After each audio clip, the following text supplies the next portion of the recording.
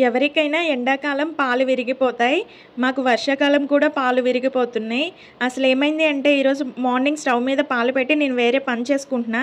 వచ్చి చూస్తే 1 లీటర్ పాలు విరిగిపోయినాయి. చిన్నప్పుడు మా అమ్మ విరిగిపోయిన పాలతో ఒక డిష్ చేసేది. నాకు తెలిసి మీలో చాలామందికి ఈ డిష్ గురించి తెలిసే ఉంటుంది. ఫస్ట్ విరిగిపోయిన పాలని స్ట్రెయిన్ చేసుకోవాలి. కంప్లీట్‌గా స్ట్రెయిన్ చేసుకొని అందులో కొంచెం వాటర్ తడి ఉన్నా పర్లేదు. ఆ స్ట్రెయిన్ చేసిన వాటర్ ఉంది కదా! మనం దాన్ని చపాతీ పిండిలో కలుపుకోవచ్చు. లేదా సాల్ట్ వేసుకొని కూడా తాగొచ్చు.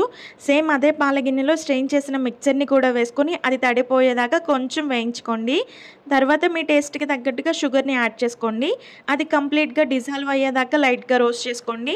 నేను ఇందులో నెయ్యి కూడా యాడ్ చేస్తున్నా. మీరు కావాలంటే వేసుకోవచ్చు లేదా స్కిప్ చేసుకోవచ్చు. దీన్ని ఇన్‌స్టంట్ కలాకాన్ అంటారు. ఎక్కువగా రోస్ట్ చేసుకుంటే అజ్మీర్ కలాకాన్ అవుతుంది. వైట్‌లో పెట్టుకుంటే సింపుల్ కలాకాన్ అవుతుంది. ఇప్పుడు సర్వ్ చేసుకొని పిస్తాని కొంచెం చాప్ చేసుకొని వేసుకోండి. టేస్ట్ అయితే టూ గుడ్. వీడియో నచ్చితే లైక్ చేసి ఛానల్‌ని సబ్స్క్రైబ్ చేసుకోండి.